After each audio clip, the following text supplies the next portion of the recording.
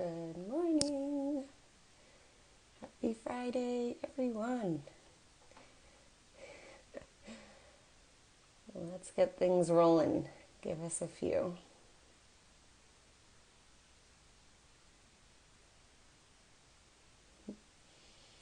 Hello, hello. Just waiting for our guests to join.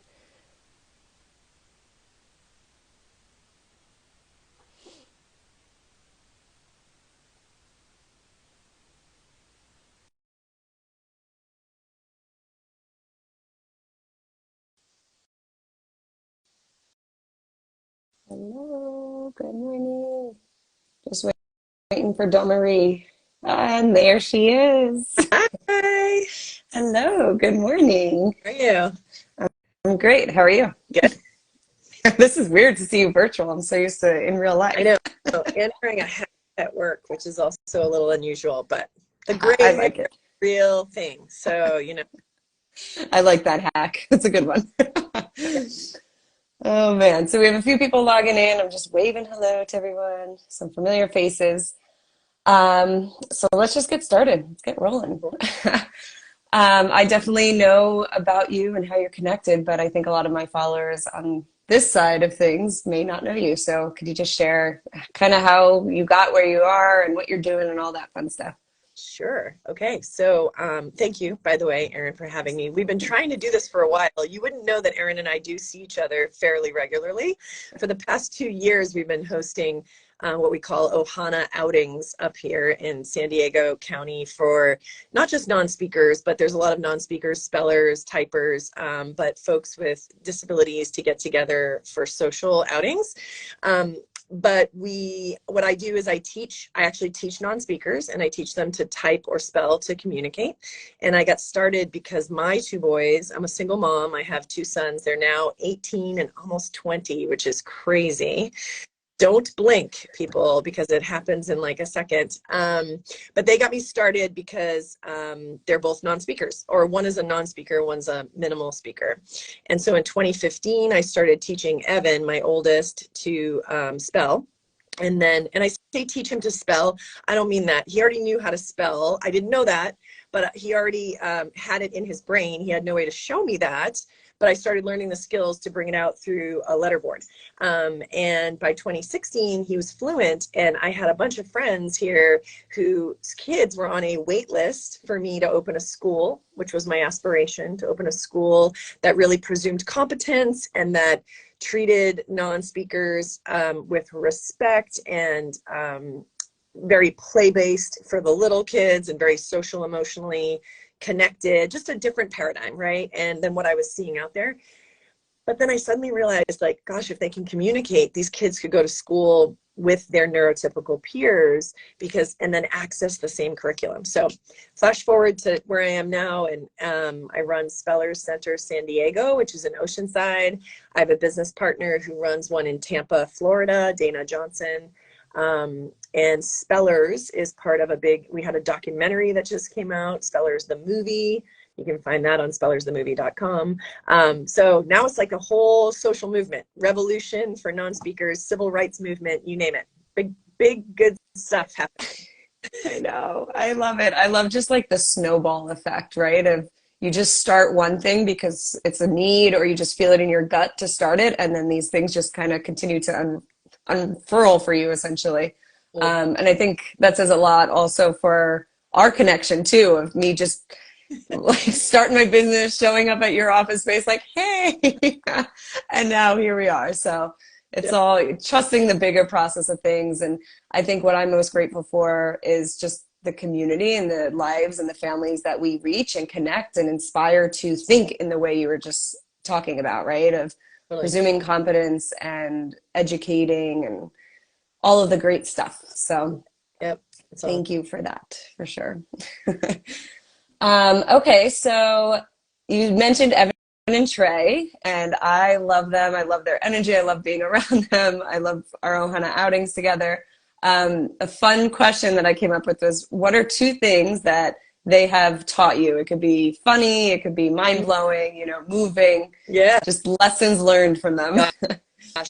Well, I have had as my Facebook, like just my personal page, Facebook tagline for since I joined Facebook in like 2009, that we are spiritual beings here having a human experience, and I'm being led by my spiritual guides, right, which are Evan and Trey.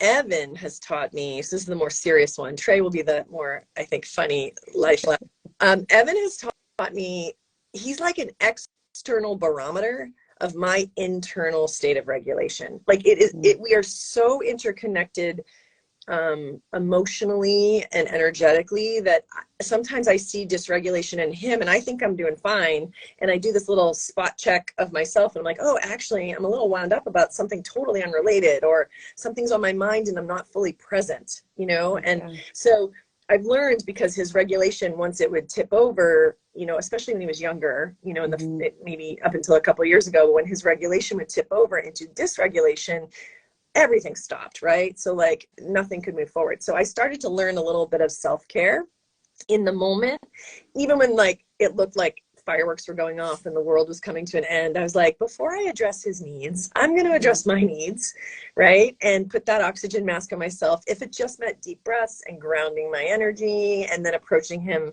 with that energy, and like the situation would de-escalate a lot faster. So he's taught me that when I'm kind of a doer, as you know, I'm kind of an action oriented, a little ADD, like go, go, go, go, go. He taught me to be like, where are your feet? Like if your feet are here, then we're good, right? If your feet or head are in two different places, we're not good.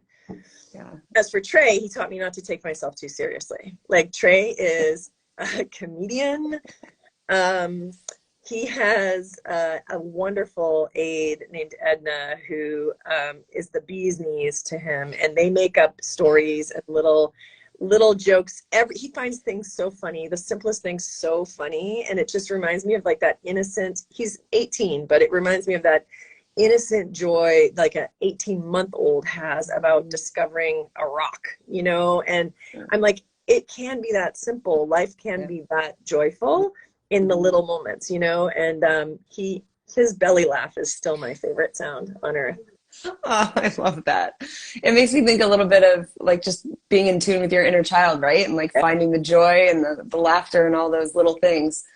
And I also want to highlight the grounding before supporting is something that we know is so huge. And I've seen you do it multiple times. And I love how you described it as like, it might seem like there's like fireworks going off, but I'll see you in the moment just kind of like, woo, like there's an energy of that grounding and then supporting him. So it's not easy to do. I will highlight that for other parents. It takes lots of practice. It takes a lot of, like you were saying, self-care and like your own individual work, which I think a lot of times goes quickly out the window because you're so focused on your child or your loved ones. So well, and by the way, thank you for having you'll never perfect it, right? Yes. Like, oh, believe me, I do not meet Evan properly sometimes. And I pay for it every time, right? Like every time, like this would have gone better if I had just paused, you know, if I just paused, took a moment, but instead I react, right? And so responding instead of reacting, it is lifetime work, right? Of practice and practice. And sometimes we're tired and sometimes, you know, whatever. We're human.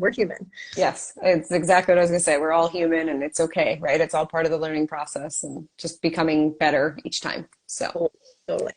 Yeah. Oh, I love that so much. All right. We're going to switch gears a little bit towards other families and parents. And just so you know, I have the questions over here, which is why I keep looking. What is your biggest tip for family or parents that are just starting to learn about spelling as a form of communication and just understanding the experience of the apraxic body for these individuals?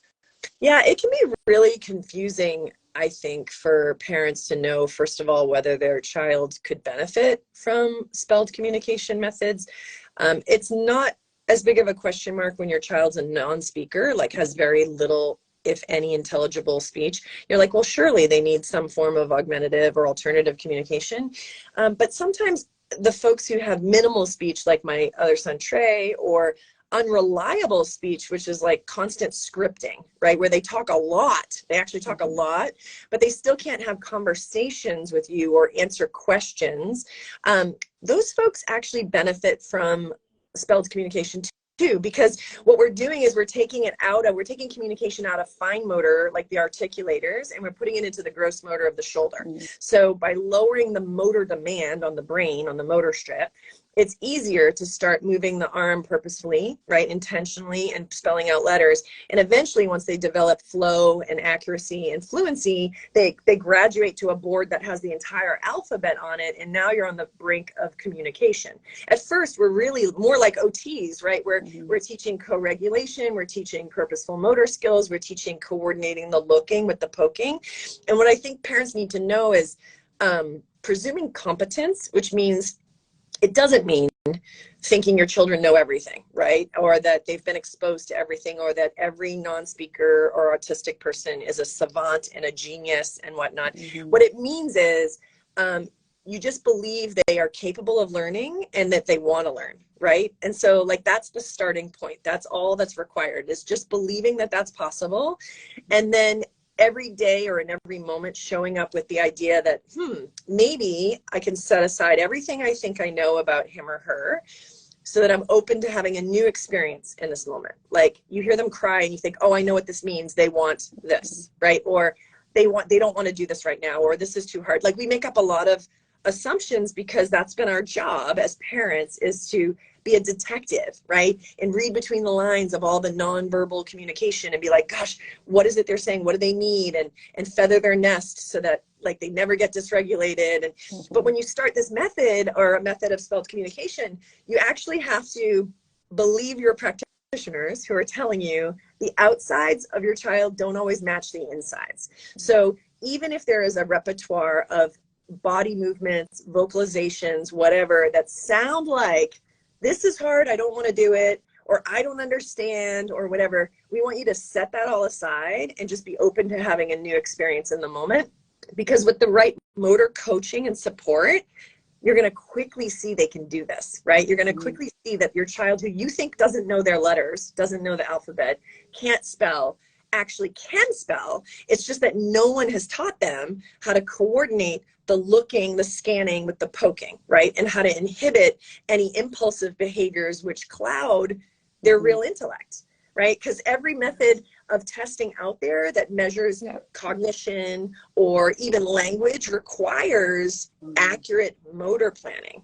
And that's what they struggle with. They have apraxia. That is apraxia, or what we call in layman's terms, the brain-body disconnect, that their brain's working just fine, but their body does something else. And so until we get those two things coordinated, then and only then can you see where their intellect really is and how smart they really are and what they're capable of learning. So that presuming competence thing can be a burning bush moment or a gradual variety, like just one day at a time. Both are fine, but you gotta be willing to set aside everything you think you know so that you can have a different experience.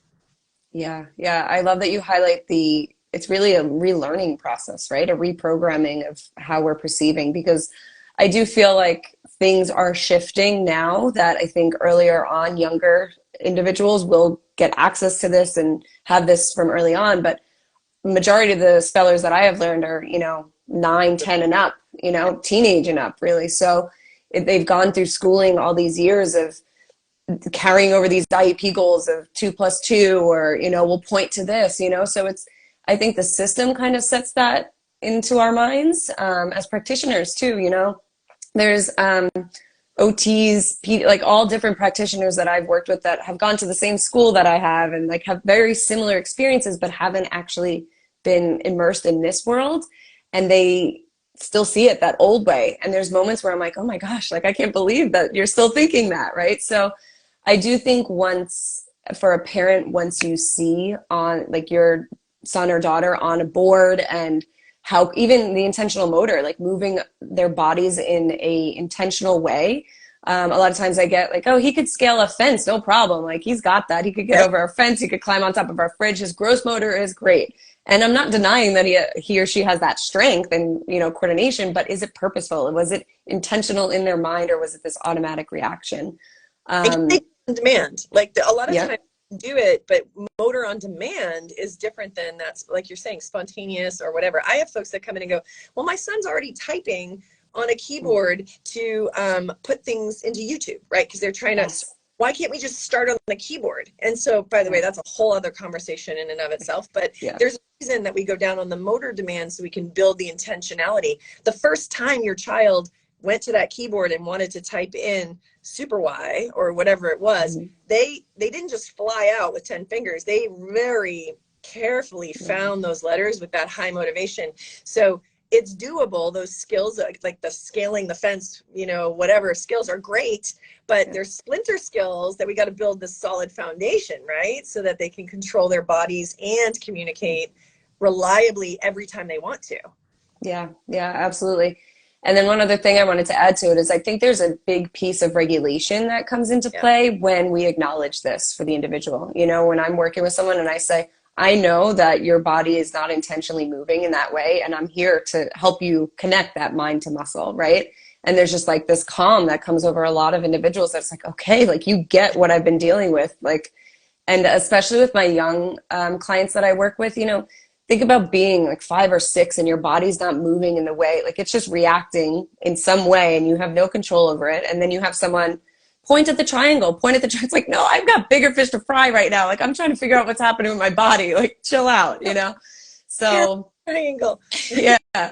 So I just like, my biggest thing with all of this is that like involving that individual, explaining the why, even to a 6-year-old, right? In different terms, right? I'm not going to speak about neurons and, you know, overmyelination with a 6-year-old, but I'm going to talk about like, hey, it looks like your body's doing something that you don't really want it to do. Let's try to change it, you know? Yep. So yeah, I feel like we could talk for hours about this, but there's so many resources on all the sites, which we'll get to for everyone listening. So, okay, we're actually at our final 2. So I always ask everyone what our big thing at Sunrise is: rising and shining as your best self. Like not changing who you are, but just finding what fuels you to then be able to rise and shine. So what is that for you? What is that for me? I think, have you ever heard the starfish story? No. Google it, you'll find many variations. Okay. But it starts with the one I remember was a little boy and his grandpa are walking along the beach, and they turn a bend, and they come across like 1,000 starfish that washed up on shore. And so every couple steps, the grandpa bends down, picks one up and throws it in, bends down, picks one up and throws it in. They keep walking, but he's throwing one in here and there. And the little boy's like, Grandpa, why are you even bothering? Like, there's no way we can save all of these starfish. And he's like, what difference does it make? And he said, well, it makes a difference to that one, you know? And I think about sometimes whenever I start to feel, because it can happen, especially right now, there's a lot going on, which is so exciting in this movement, right? Like people are finally hearing the message that autistic non-speakers and unreliable speakers are in there, right? They're intellectually intact, and we've been mislabeling them and miscategorizing them and or undereducating them. There's just a lot of things. And to feel like, oh my gosh, there's so much to do. And there is so much to do. But I'm a human being just like you and just like everybody else. And if we all wake up with that, I'm just going to make a difference to this next one person that I see at Starbucks, to this next one person that comes into my clinic, to this next one person that I live across the street from, whatever it is, right? Like just be in that moment and make a difference to that one. Like that's what makes me rise and shine, that I don't think I have to do it all. And I don't think I can. I don't even try, right? Like I literally am just like, I'm going to just show up in each successive moment as present as I can, so that by the end of the day, even though my list of what I didn't do is far bigger than the list of what I did, the satisfaction from the list of what I did is real, right? Like it's a real solid, like this was a good day, you know? Yeah. I don't know who else needs to hear that. I definitely needed to hear that today. And I think anyone that knows you, DM, that makes so much sense on how you like manage it all, because you literally are one of the busiest people that I have ever met, and in such like a intentional way and like what's the word? Like empowering way. You're like, yeah, we got this. Like we'll figure it out. And I think it's because you step back and you're like, I'll get to that starfish when I get to it, right? But we're gonna figure it out. Yeah. So yeah, I think I love that, and I needed that. So I hope that resonated with someone else as well. All right, cool. So like I mentioned, there's tons of resources out there. where can people learn more about the Spellers movement? Any events coming up, things to learn from, all of that? Yeah, well, we pretty much consolidated between myself, my business partner, everything into one website now. So that makes it much easier for folks. It's spellers.com, basically. So in the top navigation, you'll see everything from under the Connect tab. We have a conference coming up next week in Minnesota. We are going to do some Insta live streaming of not the presentations, because we don't want to make any of our speller presenters nervous, but we're going to invite them back to our Spellers Freedom Foundation booth. That's our nonprofit, to do a little Facebook and Instagram live with them after. So they'll share key points of their presentation. So that'll be happening throughout the weekend, starting Friday. And then we have in San Diego, we have lots of programs. You and I have collaborated on intentional motor packages, which they can find, I know, on your website, as well as the Spellers Center tab when you go into the spellers.com if you go down to San Diego. And then this summer we have an immersion program even, which is a week-long, think of it like a boot camp, where you basically come together with me and Erin and all our team, and we work on everything from ocular motor, intentional motor, and spelling as communication methods all week. But we really teach parents and caregivers the tools. It's not your spellers camp. It's really the parents and the caregivers camp, so that you guys all leave feeling empowered to do this yourself, right? Because again, we can't throw the million starfish back into the ocean, but if we give you the tools, you can keep helping your starfish, right? So that's kind of the jam. So those are the next few things. There's lots and lots going on. In the documentary is still available to view. It's also, you can link out to spellersthemovie.com, but it's all on our webpage. And you can view it online through Kinema. It's a streaming service that you can do what is it called? Pay on demand viewing. There are still some local screenings. In April for Autism Awareness Month, we did a bunch of local screenings. So there were big gatherings with Q&A panels. But you can still watch the documentary, and stay tuned for more on that soon to come. All exciting stuff. And I also want to highlight the first immersion weekend or week that I attended. I was blown away by the focus on parents. So I want to highlight that again. And not only in teaching the skills and understanding the skills, but also what you were talking about with your guys is grounding yourself in that regulation tool as a parent. You guys touch a lot on that, and journaling, and just like such feel good stuff. So it is a great experience. I'm so excited for this year. Yeah, it's going to be awesome. Awesome. Well, thank you so much for taking the time. Thank you for throwing this starfish. You can move on to the next. And thank you, everyone that joined. I see everyone. I just haven't been waving, so sorry about that. Thank you. Thanks for having me, Erin. Well, thank you. I'll see you around. All right. Bye. Bye, everybody.